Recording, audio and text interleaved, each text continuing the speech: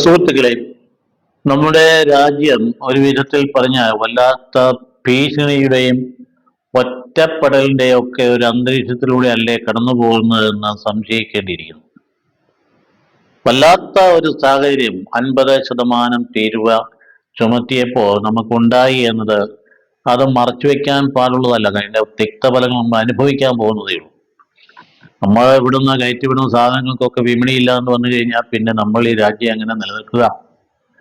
ഇവിടെയുള്ള നയതന്ത്രജ്ഞതയുടെ വിജയമാണ് നമ്മൾ കാണേണ്ട ഒരു കാര്യം. ആ കൂടെയാണ് ഈ വെള്ളിടി വെട്ടുന്ന പോലെ തന്നെ HB1 വിസയുടെ അതിഭയങ്കരമായ ഇടപാട് അമേരിക്കൻ സർക്കാർ ഏർപ്പെടുത്തിയിരിക്കും. നമുക്ക് തന്നെ അറിയാം, അത് വളരെ വലിയ പ്രത്യാഘാതം ഉണ്ടാക്കും ഭാവിയിലേക്ക് കൂടുതലായി. ഇപ്പോൾ ഉള്ള ആൾക്കാർക്ക് ഒരുപക്ഷെ രക്ഷപ്പെട്ട് അവിടെയുള്ളവർക്ക് പോയേക്കാമെങ്കിൽ പോലും ലക്ഷക്കണക്കിന് ആളുകൾ തിരിച്ചു വരാവുന്ന സാഹചര്യമുണ്ട്. ഇനി അങ്ങോട്ട് പോകുന്ന യാത്രയിലാണെങ്കിൽ ഇന്നെല്ലാം പ്രശ്നങ്ങളായിട്ടുണ്ടാകാവുന്ന സാധ്യതയുണ്ട്. അപ്പൊ അതുകൊണ്ട് ഇത് വല്ലാത്ത ഒരു സാഹചര്യം നമ്മുടെ രാജ്യം നേരിടുന്നു എന്ന് അത് മനസ്സിലാക്കാതെയൊക്കെ രാജ്യത്തിന്റെ ഉള്ളിൽ വീണ്ടും ഈ മതപരിവർത്തന നിരോധന നിയമം എന്നൊക്കെ പറഞ്ഞുകൊണ്ട് ഭിന്നത സൃഷ്ടിച്ചിട്ട് വിദ്വേഷം കലർത്തിയിട്ട് സംഭവങ്ങളൊക്കെ ഇന്ന് എല്ലാം നിമിഷം പ്രതി ലോകം മുഴുവൻ അറിയുന്ന സോഷ്യൽ മീഡിയ ഉണ്ട് എന്ന് മനസ്സിലാക്കാതെയൊക്കെ പെരുമാറുന്നത് അപകടം പിടിച്ച കാര്യമാണ് എന്ന കാര്യം നാം പ്രത്യേകം മനസ്സിലാക്കേണ്ടതാണ്. ഈ രാജസ്ഥാനിൽ ഉണ്ടാക്കിക്കൊണ്ട നിയമത്തെക്കുറിച്ച് നമ്മൾ പറയുണ്ടായ പോലെ തന്നെ ശ്രീ പ്രത്യക്ഷപ്പെട്ട ലേഖനത്തെക്കുറിച്ചും പറയുണ്ടായി. ഇതൊന്നും നമുക്ക് ഭാവിയിൽ നമുക്ക് നിലനിൽപ്പ് ഉണ്ടാക്കി തരുന്ന കാര്യങ്ങളൊന്നുമല്ല, നമ്മളെ തകർത്ത് കളയുന്നതാണ് എന്ന കാര്യം ആരോട് പറഞ്ഞാലും ആര് പറഞ്ഞ് മനസ്സിലാക്കാനാണ്? അതുകൊണ്ട് അങ്ങനെയുള്ള സാഹചര്യങ്ങൾ ഇതെല്ലാം നമ്മൾ ചർച്ച ചെയ്ത് പോയിട്ടുള്ളതാണെങ്കിൽ പോലും രാജ്യാന്തര തലത്തില് മത നിന്ന എന്ന രീതിയിലാണ് പാകിസ്ഥാനിന്റെ അതേ ഫോമിലാണ് നമ്മളെ അന്താരാഷ്ട്ര സമൂഹങ്ങൾ കാണുന്നതെങ്കിൽ അത് നമ്മുടെ ഭാവിയെ ഭണ്ഡാനുമായിട്ട് ബാധിക്കുന്ന കാര്യം അത് പരസ്പരം ധരിച്ചിരിക്കേണ്ട ഒരു കാര്യമാണ്. അതായത് ഇത് ഇങ്ങനെ ഒരു രാജ്യം ഒറ്റപ്പെട്ടു പോകുന്ന രീതിയിലേക്കൊക്കെ ഏത് രാജ്യമായത് മഹത്തായ ജനാധിപത്യ പാരമ്പര്യമുള്ള രാജ്യമാണെന്ന് ഓർക്കണം. അപ്പൊ അത് നമ്മുടെ ഇമേജിനെ തകർക്കുന്ന രീതിയിലുള്ള ഇങ്ങനെയുള്ള കാര്യങ്ങൾ നമ്മൾ വാസ്തവം പറഞ്ഞാൽ ഇങ്ങനെ നമ്മൾ ഈ കന്യാസ്ത്രീകളുടെ ആ പ്രശ്നങ്ങൾ പരിഹരിച്ചു തീർന്ന അടുത്ത പെട്ടെന്ന് അതേ പടി തന്നെ ഉണ്ടായിരിക്കുന്നത് എവിടെയാണ്? അങ്ങനെ ഇരിക്കും എവിടെയാണ്? ജാർഖണ്ഡിലെ ജംഷഡ്പൂരിലെ വീണ്ടും കന്യാസ്ത്രീകൾ ഉണ്ടായിരുന്നു. 2 സന്നദ്ധ സംഘടനകരെ 29 കുട്ടികളെയും റെയിൽവേ സ്റ്റേഷനിൽ തടഞ്ഞു വെച്ചു എന്നുള്ള ഒരു സംഭവം പിന്നീട് ഉണ്ടായത്. ഇത് കഴിഞ്ഞ് വീണ്ടും റിപ്പീറ്റ് ചെയ്യാം.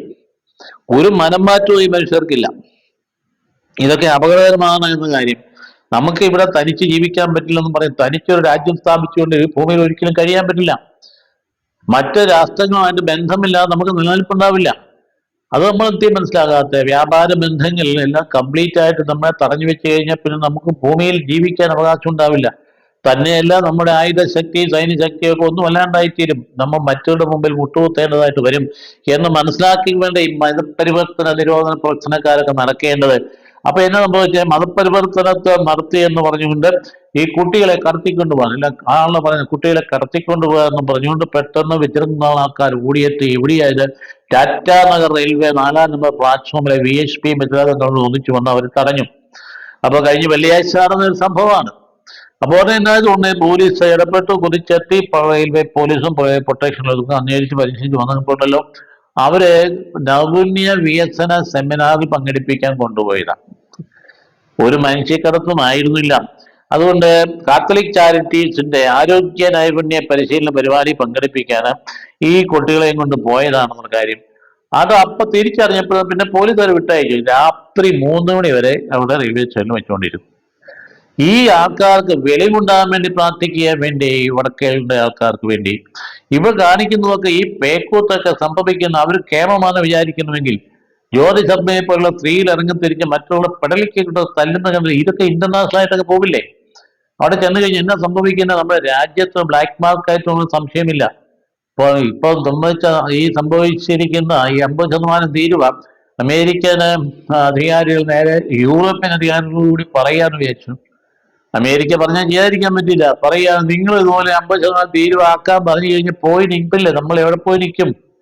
അതുകൊണ്ട് നമ്മൾ ഇതുപോലെ മറ്റ് പ്രത്യേകിച്ച് നിങ്ങൾ ക്രൈസ്തവ സമൂഹം എന്ന് പറയുന്നത് ഇന്റർനാഷണൽ കമ്മ്യൂണിറ്റിയാണ്.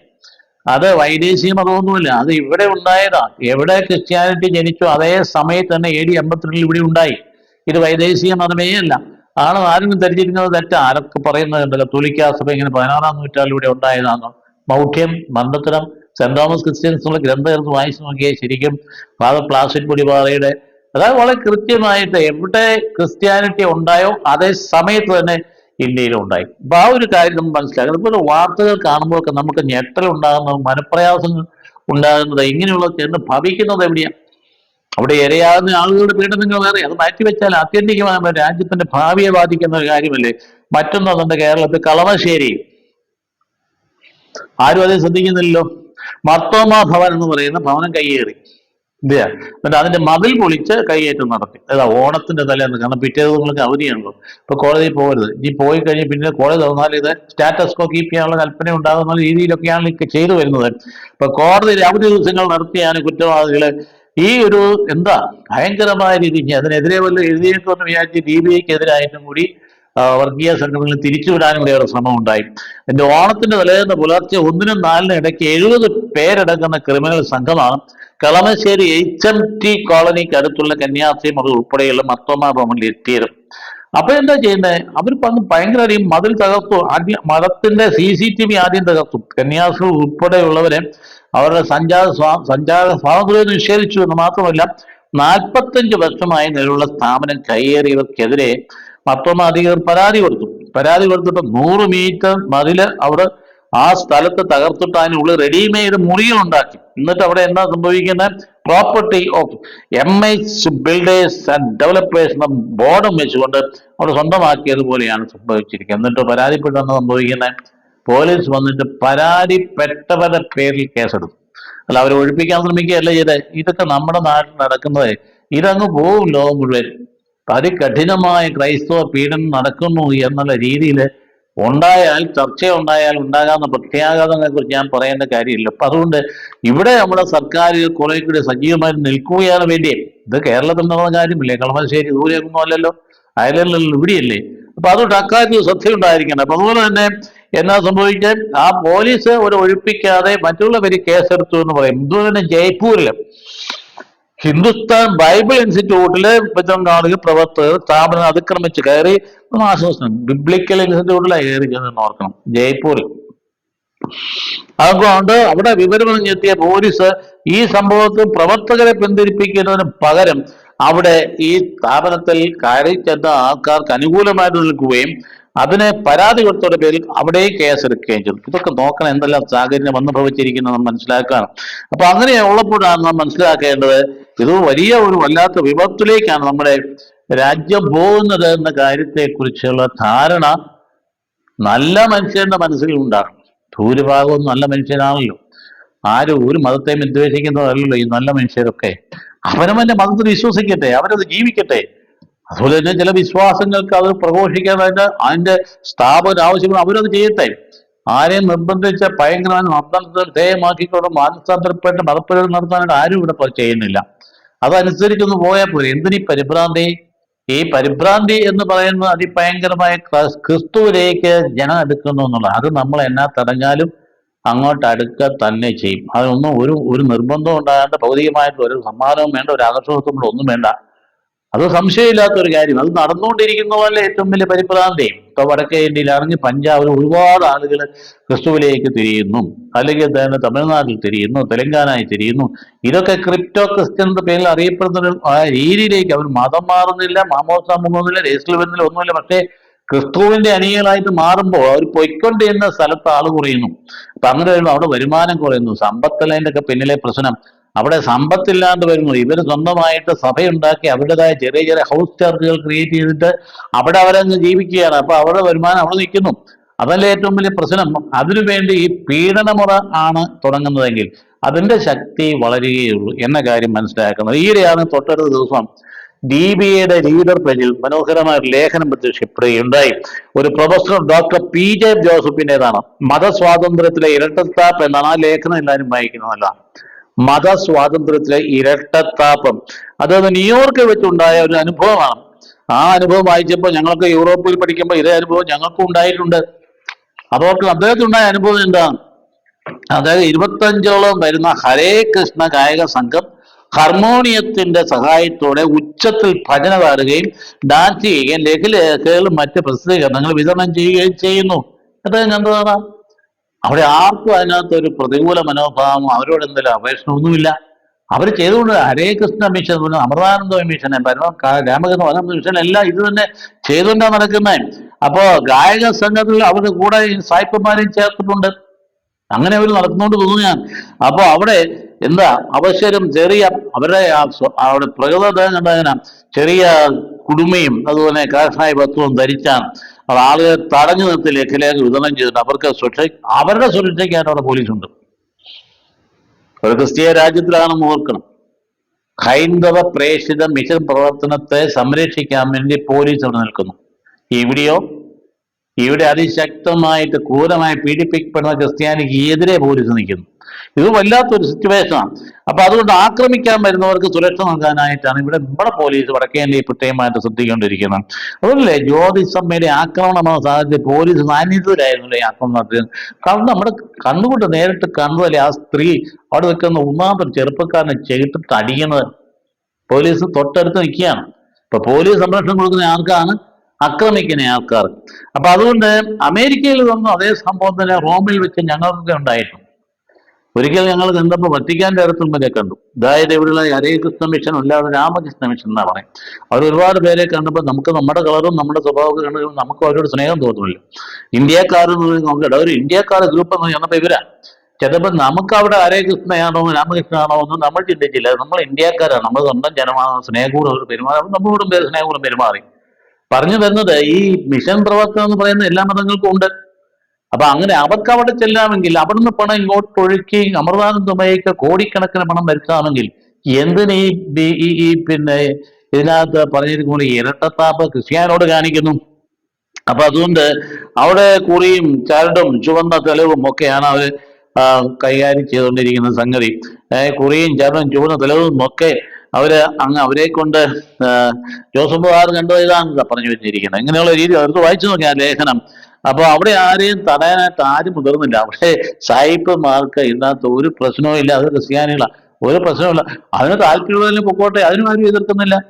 ഇതാണ് ജനാധിപത്യം എന്ന് പറയുന്നത്. ഒന്നാമത് ജനാധിപത്യ രാജ്യം അമേരിക്ക, അതിനേക്കാൾ വലിയ ജനാധിപത്യ രാജ്യം നമ്മുടേത്. അപ്പൊ നമ്മുടെ ഉള്ളിൽ നടക്കുന്ന കാര്യങ്ങളെ കുറിച്ച് നമുക്ക് ധാരണയുണ്ടാകേണ്ടതാണ്. അപ്പൊ ഇവിടെ പീഡനം ഉണ്ടായപ്പോൾ അവിടെ ഹനുമാൻ പ്രതിഭ ഭയങ്കരമായ രീതിയിൽ പണം ഉയർത്തിയിരിക്കുന്നു. എന്തുമാത്രമാണ് അവിടെയുള്ള പിന്നെ സുന്ദരമായ രീതി മനോഹരമായ ക്ഷേത്രം പണിയിപ്പിക്കും. അവർക്കൊരു എതിർപ്പുണ്ടോ? ഈയിടെ ഹനുമാൻ പ്രതിമയ്ക്കെതിരായിട്ട് ചില ആൾക്ക് സംസാരിക്കാൻ തുടങ്ങിയതിന് കാരണം എന്താ? ഇവിടെ ഈ പ്രശ്നം ഉണ്ടാക്കിയത് കൊണ്ടാണ്. അല്ലാതെ അവിടെ ഒന്നും ക്രിസ്ത്യാനികളോ അല്ലെങ്കിൽ സായിപ്പന്മാരോ ഒന്നും ഇതിനൊന്നും എതിര് പറയില്ല.